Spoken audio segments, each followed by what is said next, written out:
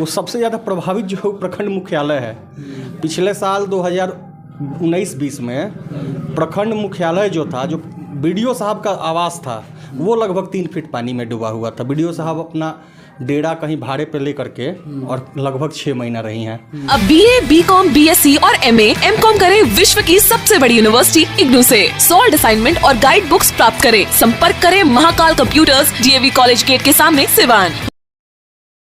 नमस्कार, हमें रोहित स्वागत करते हैं मैच बॉक्स पर। मैच बॉक्स जो खास कार्यक्रम में पंचायत में मुकाबला लेके आ चुकल बनी हम कोराड़ी कला पंचायत में।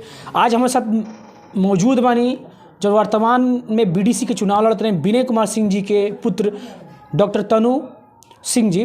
और आई यहाँ से चर्चा कर जाओ कि आखिर में यहाँ के पिताजी काना मुद्दा पर चुनाव लड़ता नहीं। सबसे पहले अपन चैनल पर स्वागत करता नहीं। आपका भी बहुत बहुत स्वागत है। और मुद्दा कुछ है नहीं, मुद्दा यही है कि 5 वर्ष पहले तक कोराड़ी कला में 2001 से पंचायती राज के कार्यक्रम के शुरुआत भइल बिहार में पुनः। 2001 से लेकर के 2016 तक प्रखंड प्रमुख के जौन पद रहे वो कोराड़ी कला पंचायत में रहे।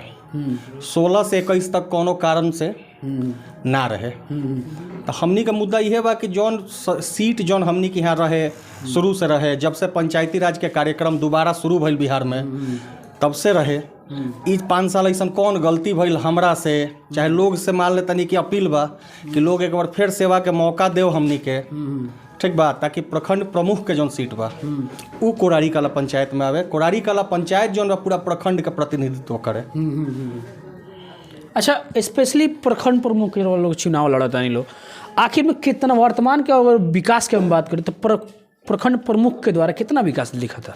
देखिए, प्रखंड प्रमुख को बहुत बहुत बड़ा क्षेत्र मिलता है और बहुत काम करने के लिए पर्याप्त पैसा होता है।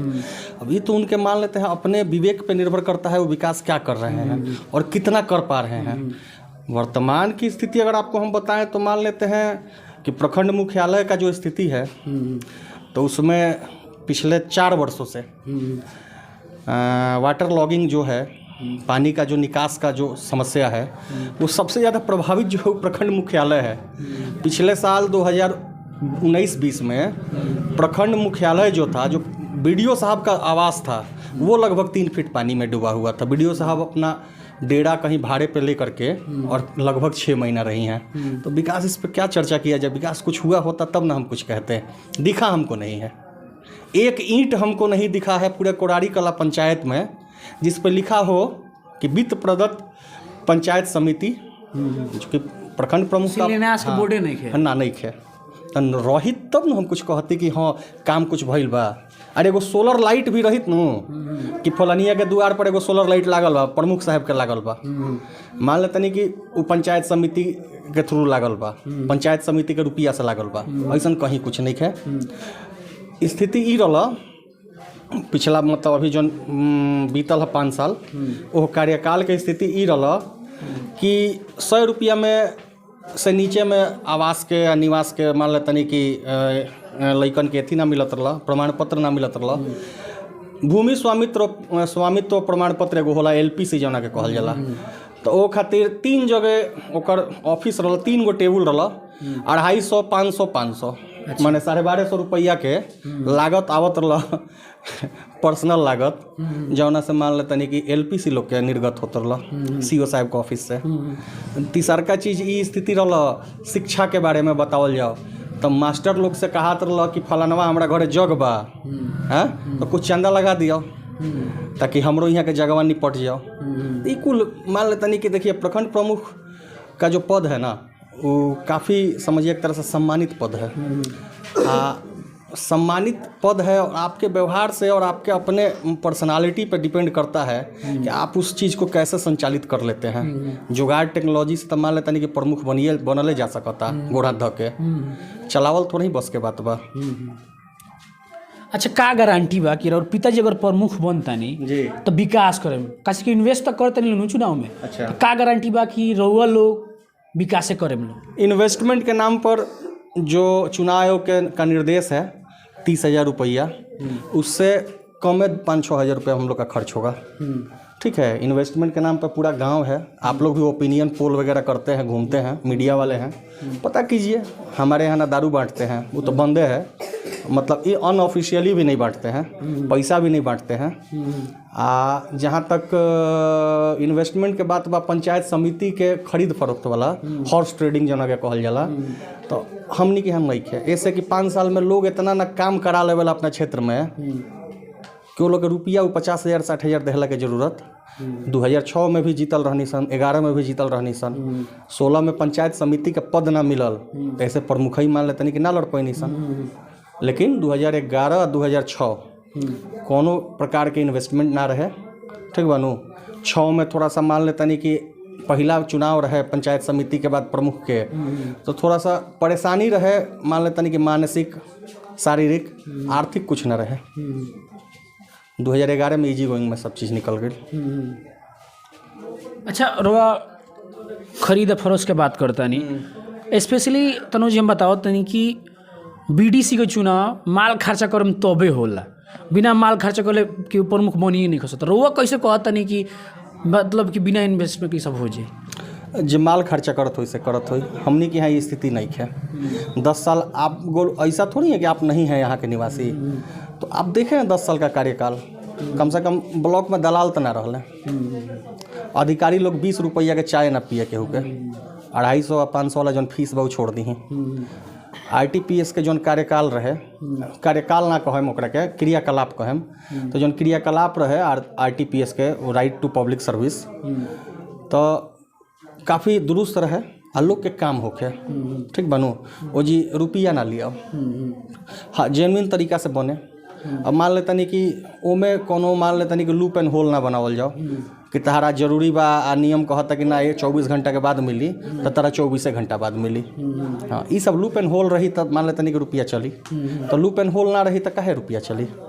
अब रौड़ा अपना हिसाब से व्यवस्था बैठाएम, अपना हिसाब से मान लेतनी कि कोशिश करें कि पर्सनली केहू का लाभ पहुँचाई, तो कुछ तो देवे के पड़ी।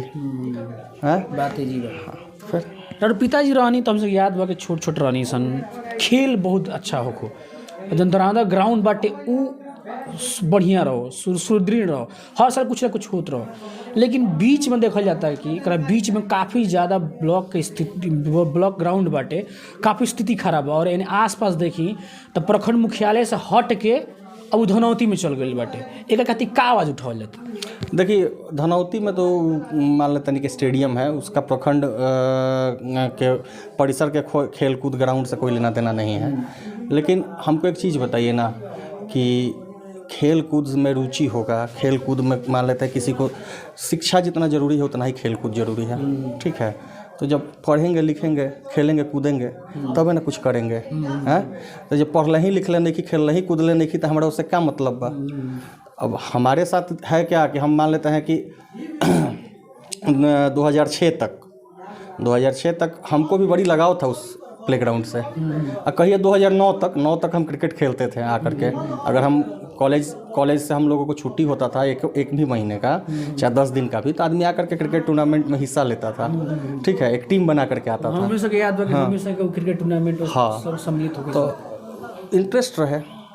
अब इंटरेस्ट जिसको नहीं है, अभी जो जनप्रतिनिधि हैं जो भी है, मुखिया जी भी हैं वहाँ और लोग भी हैं, ऐसा थोड़ी है कि किसी एक आदमी का दोष है। उन लोगों को इस सबसे नहीं मतलब है, जबकि करना तो उन्हीं लोगों का है। वहाँ मान लेते हैं कि नया भवन बन गया है, IT भवन प्रखंड मुख्यालय के नाम पे, वो कुछ ज़मीन अधिग्रहण कर लिया, कुछ एक PhD के थ्रू नल जल का काम हुआ, वो कुछ ज़मीन अधिग्रहण कर लिया। लेकिन बाकी जो ज़मीन है वो भी पर्याप्त है खेलकूद के मैदान के लिए, काफ़ी है। अब ये अपने मान लेते हैं कि इच्छा शक्ति पर डिपेंड करता है, निर्भर करता है कि आप बनवाना चाहते हैं कि नहीं लोगों के लिए। आपकी अपनी रुचि कितनी है खेलकूद में, ठीक है। विकास के लिए बहुत सारा क्षेत्र है, इसमें खेलकूद भी आता है। आज के डेट में मान लेते हैं कि हरियाणा सरकार खिलाड़ियों के पीछे बहुत इन्वेस्टमेंट करती है। हर साल कुछ मेडल्स तो आता ही है हरियाणा में। हमारे यहाँ इस सब को लेकर के कोई मान लेता है कि एक मैप ही नहीं, रोड मैप भी नहीं बना है, तो खामियाजा है उसी का। अच्छा चलिए, और पिताजी चुनाव जीता तनी तो अपन दरांदा प्रखंड के विकास कैसे करम? देखिए मान लेते हैं कि अब जो हमारे क्षेत्राधिकार में जितना भी योजना जो भी कार्य पड़ेगा। पिछले 10 साल में भी हम लोग किए हैं, आगे भी वैसे ही करेंगे। और कोई हम मान लेते हैं कि यहाँ जनता से आप मिलिए, लोगों से मिलिए, गांव घूमिए, मेरा पंचायत घूमिए, आपको समझ में आएगा कि 5 साल में कुछ नहीं हुआ है और 10 साल में जो हुआ है उसी के आधार पर हमको लोग वोट कर रहा है, उसी के आधार पर अपना मतदान हमारे पक्ष में करेगा। ठीक है, इसके अलावा कुछ ऐसा नहीं है कि हम कुछ मान लेते हैं कि बहुत दे दिए हैं या बहुत मान लेते हैं कि कर दिए हैं यहाँ के क्षेत्र के लिए, तो उसके वजह से लोग हमारे समर्थन में हैं। ठीक है, जो 10 साल का कार्यकाल रहा है, लोगों को प्रखंड मुख्यालय का चक्कर नहीं लगाना पड़ता था। सबसे मुख्य बात कि जूता नहीं सन खिवैले। ठीक बा, जब 2-3 हाली जे घूम जाला तो तीसरा हाली चौथा हाली कह देवे कि अरे कुछ दे द तबे काम हो जाई, ये ना करी हंसन। हमनी के समय ही ना रहे, हमनी के समय राउर काम का बा पूछा जाओ, अगर हमरा बस के बात कहा जाओ। ई नहीं है कि सूरज भगवान द्वार पर चाही तो जा सांझी के भेज दे, उकुल ना होके।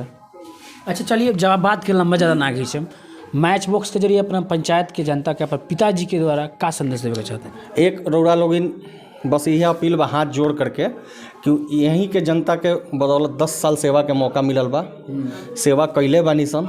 ठीक बा, 5 साल फिर मौका मांगतानी सन, सेवा करे खातिर मांगतानी सन, बहुत लोभ लालच नहीं खे। ठीक बा, तो ऐसे सेवा के ही मौका मांगे सन और कुछ ना। मैच बॉक्स के टीम से मिलकर कैसा लगा? बहुत अच्छा, बहुत ही अच्छा। आ धन्यवाद कि रोड़ा मान लेतनी कि इतना शाम में अपन कीमती समय हमनी खातिर निकलनी देहनी, बहुत बहुत धन्यवाद। हमनी का विचार मान लेतनी कि रोड़ा अब मीडिया के माध्यम से लोगों के बीच में जाई कि हमनी के कौना मुद्दा पर चुनाव लड़तानी सन, तो ऐसे बहुत बहुत धन्यवाद। चलिए, आज हमारे साथ जैसे कि मौजूद रहनी है विनय सिंह जी के पुत्र जन वर्तमान भावी बीडीसी प्रत्याशी बानी। तमाम से ये मुद्दा बतानी कि अब हमारे पिताजी अगर प्रखंड प्रमुख बना तानी तो ब्लॉक के साफ भ्रष्टाचार मुक्त कर दिली और जितना जी काम काज नहीं है वो जी काम कर जाए। बहरहाल ये बदकुचन कितना सार्थक कमेंट बॉक्स में लिख कर जरूर बताइए और हो सके वीडियो को ज़्यादा से ज़्यादा फैलाई।